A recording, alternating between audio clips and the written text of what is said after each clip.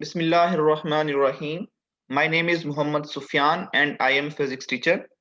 आज हम डिस्कस करने जा रहे हैं लेक्चर नंबर 5। टॉपिक हमारे पास है इंस्टेंटेनियस वेलोसिटी।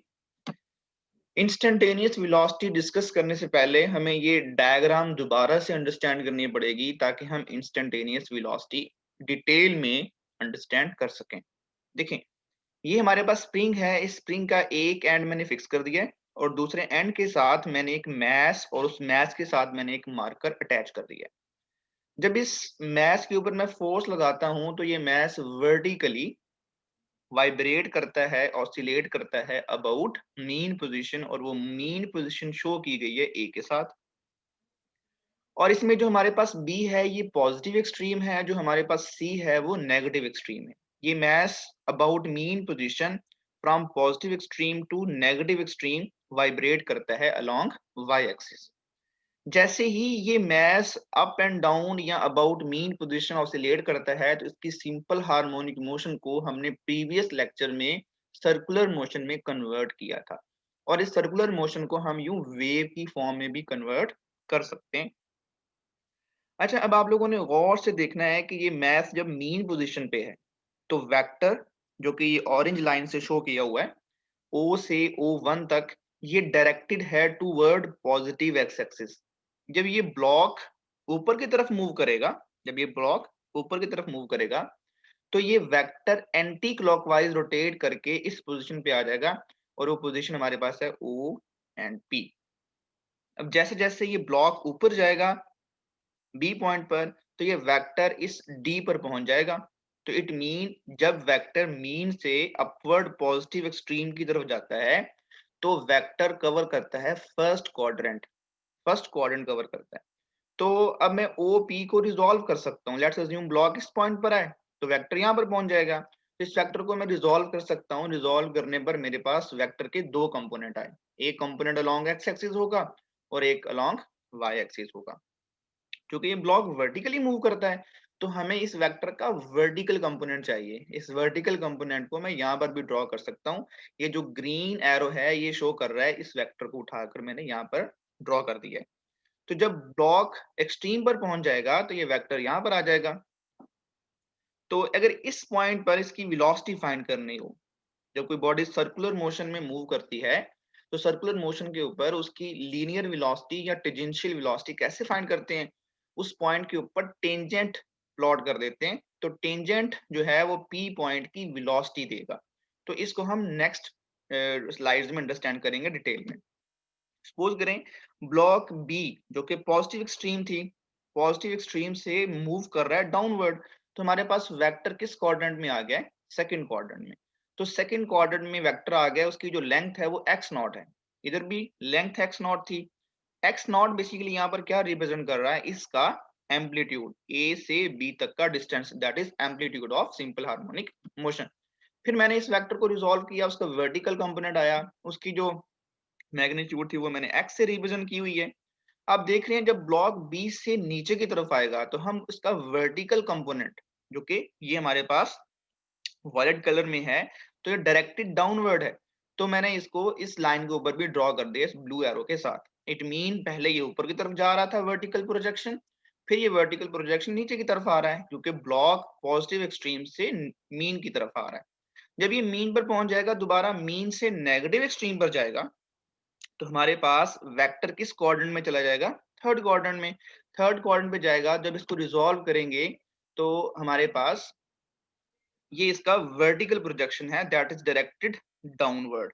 तो क्योंकि ब्लॉक हमारे पास मीन से नेगेटिव एक्सट्रीम की तरफ जा रहा है, जब ये नेगेटिव एक्सट्रीम से दोबारा मीन की तरफ मूव करेगा तो हम इस वेक्टर को फोर्थ क्वाड्रेंट में ड्रॉ कर देंगे और इसका जो प्रोजेक्शन होगा that is directed toward mean position. तो दोबारा ये ए पॉइंट पे आ जाएगा, और जैसे ही ब्लॉक दोबारा ए पॉइंट पे आएगा तो हमने एक सर्कल कवर कर लिया। क्या कवर कर लिया है, सर्कल कवर कर लिया है। इस सर्कल में हम बेसिकली वो डिस्टेंस लेंगे जो डायमीटर के लॉन्ग है। तो ये प्रोजेक्शंस हैं, जब वो ऊपर की तरफ जा रहा था तो ग्रीन एरो, जब वो डाउनवर्ड आ रहा था तो ब्लू एरो, ठीक है। जब अगेन वो नेगेटिव एक्सट्रीम पे जा रहा था तो ब्लैक एरो, अगेन दोबारा मीन की तरफ आ रहा था तो ब्लू एरो। तो ये एरोस शो कर रहे हैं कि ये block vertically about mean position vibrate कर रहा है। उसकी वाइब्रेशन को मैंने सर्कुलर मोशन में कन्वर्ट कर लिया है। तो यहाँ पर भी एरो शो किए गए हैं कि ब्लॉक ऊपर की तरफ जा रहा है तो ग्रीन एरो, ऊपर से नीचे की तरफ आ रहा है तो रेड, नीचे मीन से फिर नेगेटिव एक्सट्रीम पर ब्लैक, फिर नेगेटिव एक्सट्रीम से मीन की तरफ तो ये रेड एरो। तो ये हमारे पास इस सर्कुलर मोशन को अंडरस्टैंड किया गया है। अब हमने बेसिकली इस मैस की, इस ब्लॉक की जो स्प्रिंग के साथ अटैच है, इसकी वेलोसिटी फाइंड करनी है। कौन सी वेलोसिटी? Instantaneous velocity. तो इंस्टेंटेनियस वेलोसिटी फाइंड करने के लिए मैं इस यूनिफॉर्म सर्कुलर मोशन को लूंगा और इसी को अंडरस्टैंड करूंगा, क्योंकि इस मैथ को इंडिविजुअली अंडरस्टैंड करना मुश्किल था। तो मैंने इसको सिंपल हार्मोनिक मोशन को जब सर्कुलर मोशन में कन्वर्ट किया, सर्कुलर मोशन से मैं इसकी वेलोसिटी, इसका एक्सेलरेशन, इसकी डिस्प्लेसमेंट इजीली फाइंड आउट कर सकता हूँ। प्रीवियस लेक्चर में मैंने डिस्प्लेसमेंट फाइंड आउट किया था और इस लेक्चर में मैं इंस्टेंटेनियस वेलोसिटी फाइंड आउट करूंगा। तो सबसे पहले अगेन वही डायग्राम मैंने यहाँ पर प्लॉट कर दी है, लेकिन इसमें थोड़ी सी चेंजेस हैं। ये मेरे पास वही वेक्टर है OP और मैंने उसको रिजॉल्व किया है, उसका प्रोजेक्शन अलोंग y एक्सिस है, जो कि ब्लॉक अभी मीन पोजीशन से एक्सट्रीम की तरफ जा रहा था। तो ये उसकी मैग्नीट्यूड है और OP की मैग्नीट्यूड मेरे पास x0 है और O से S तक का डिस्टेंस मेरे पास अभी अननोन है। अब मैं उस ब्लॉक की वेलोसिटी फाइंड करना चाह रहा था जो कि अलोंग डायमीटर अपवर्ड मूव कर रहा है, ठीक है। तो P पॉइंट पे मैंने एक प्रोजेक्शन ड्रॉ किया है, एक टेंजेंट ड्रॉ किया है। इस टेंजेंट की वेलोसिटी मैंने शो की है VP के साथ। अब VP के दो कंपोनेंट है, एक है अलोंग x एक्सिस और एक है अलोंग y एक्सिस। अब VP का जो y कंपोनेंट है वो बेसिकली इस प्रोजेक्शन n के अलोंग है। हम ये कह सकते हैं VP का y component gives us the velocity of mass attached with spring। इस VP का जो y कंपोनेंट होगा, जो वर्टिकल प्रोजेक्शन होगा, वो हमें उस ब्लॉक की वेलोसिटी देगा जो स्प्रिंग के साथ अटैच है और सिंपल हार्मोनिक मोशन परफॉर्म कर रहा है। तो ये वही बातें लिखी हुई हैं। If the point P is moving in a circle of radius x0 with uniform angular velocity that is omega, then the tangential velocity of point P will be। अब P पॉइंट पर जो टेंजेंशियल वेलोसिटी है that is VP। हम previous chapter में ये बात सीख चुके हैं, चैप्टर नंबर 5 के अंदर, कि V किसके इक्वल होता है बच्चों? R ओमेगा के इक्वल। तो हमारे गिवन केस में, हमारे केस में जो रेडियस है वो R नहीं है बल्कि क्या है? x0 है। और P पॉइंट पर वेलोसिटी V नहीं है बल्कि VP है। तो मैं इस V को कन्वर्ट कर दूंगा, रिप्लेस कर दूंगा VP के साथ, R को रिप्लेस करूंगा x0 के साथ। तो मेरे पास ये वाला एक्सप्रेशन आएगा that is VP is equal to x0 omega. ये आप लोगों ने जहन में रखना। उसके बाद बच्चों we want to find out the expression of velocity for point n which is executing simple harmonic motion. हम इस n पॉइंट की क्या फाइंड करना चाहते हैं? वेलोसिटी फाइंड करना चाहते हैं जो एग्जीक्यूट कर रहा है सिंपल हार्मोनिक मोशन। मैंने भी आपको बताया है कि इस VP का जो वर्टिकल कंपोनेंट होगा वो डायरेक्टेड अपवर्ड होगा और जो पॉइंट n है वो भी डायरेक्टेड अपवर्ड है। तो VP का वर्टिकल कंपोनेंट बेसिकली हमें प्रोवाइड करेगा वेलोसिटी ऑफ पॉइंट n। तो ये वही लिखा हुआ है, the velocity of n is actually the component of velocity VP in the direction parallel to the diameter DE। Thus we can write the velocity V of a point n as। अच्छा बच्चों, हमारे पास अब ये मैंने वही बात लिखी है कि जो n की वेलोसिटी है उसको मैंने V से रिप्रेजेंट किया हुआ है और VP का जो वर्टिकल कंपोनेंट है वो इस n की वेलोसिटी के इक्वल होगा। और n की वेलोसिटी मैंने किससे शो की है? V के साथ। और VP का वर्टिकल कंपोनेंट दोनों आपस में इक्वल है। VP का वर्टिकल कंपोनेंट हमारे पास n की वेलोसिटी प्रोवाइड करेगा जो कि V थी, पॉइंट n की वेलोसिटी। इसे मैंने क्वेश्चन नंबर 1 कह दिया है।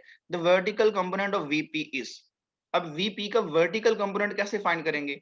वो ये हमारे पास दिया हुआ है। देखें, अब मुझे बताएं कि ये एक ट्राइंगल बन रही है।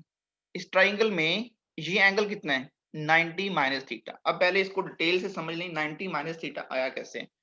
अब VP जो है इस OP के साथ, OP लाइन के साथ एंगल बना रही है 90।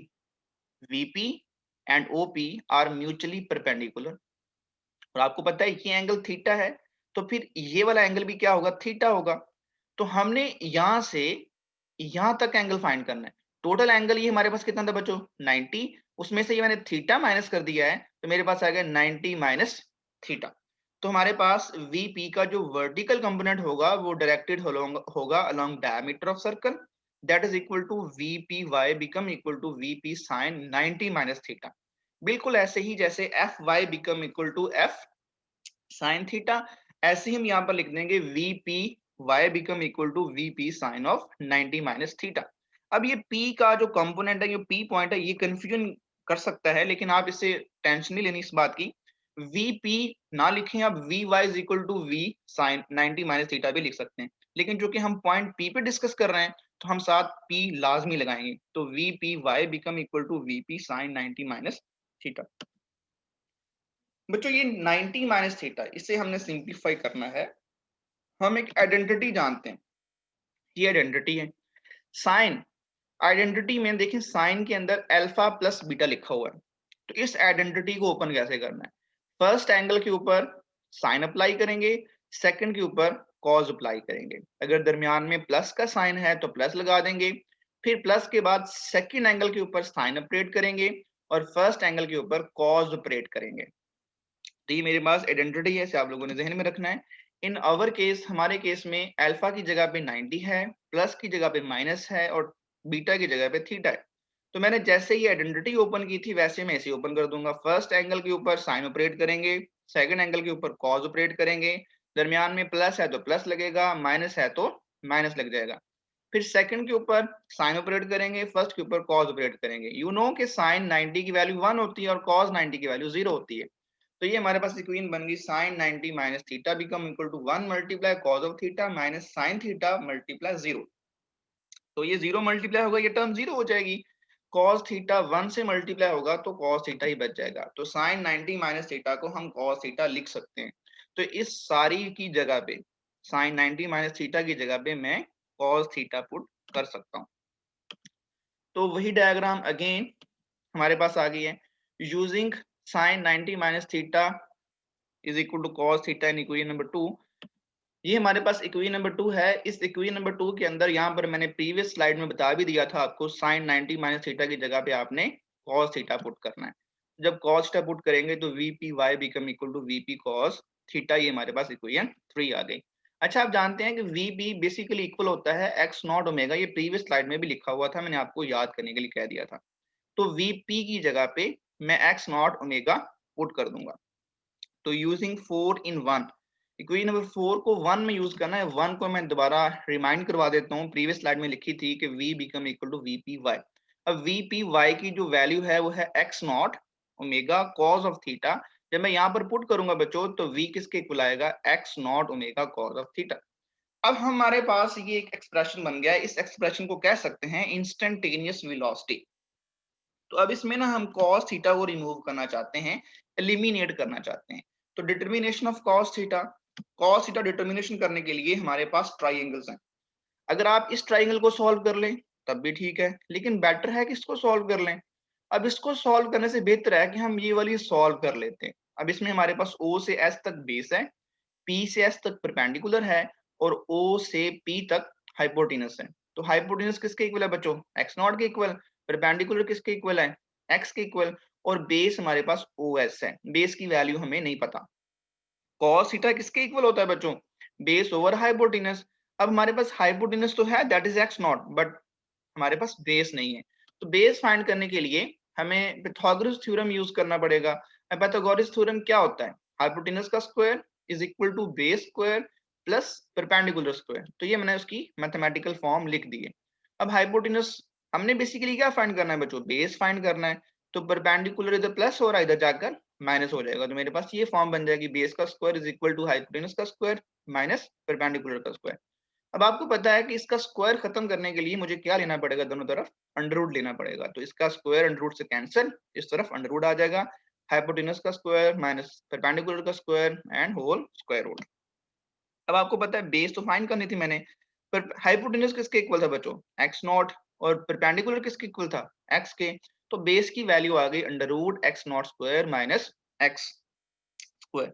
अब आपके पास बेस भी है और हाइपोटेनस भी है, दोनों आप यहाँ पर पुट करेंगे तो परपेंडिकुलर की जगह पे हाइपोटेनस, बेस की जगह पे मैंने पुट कर दिया x naught square minus x square under root, और हाइपोटेन्यूज की जगह पे मैंने क्या पुट कर दिया, एक्स नॉट। अब आप इस इक्वेशन को उठाकर cos थीटा की ये वाली वैल्यू आप इस इक्वेशन में पुट कर सकते हैं। मेरे पास ये बन जाएगी एक्स नॉट ओमेगा और cos की वैल्यू हमारे पास ये आ गई। अब x नॉट और x नॉट ये मल्टीप्लाई हो रहा है, ये डिवाइड हो रहा है, कैंसिल हो जाएंगे तो हमारे पास ये एक्सप्रेशन आ जाएगा v become equal to omega X naught square minus X square and square root. ये एक्सप्रेशन है इंस्टेंटेनियस वेलोसिटी का। This is the expression of velocity of object executing simple harmonic motion. तो अगर बच्चों आपको कोई प्रॉब्लम हो, कुछ चीज समझ ना आई हो, आप मैसेज करके कमेंट करके पूछ सकते हैं। तो इंशाल्लाह मैं उसका आंसर आपको कमेंट में या वीडियो बनाकर सेंड कर दूंगा। अल्लाह हाफिज।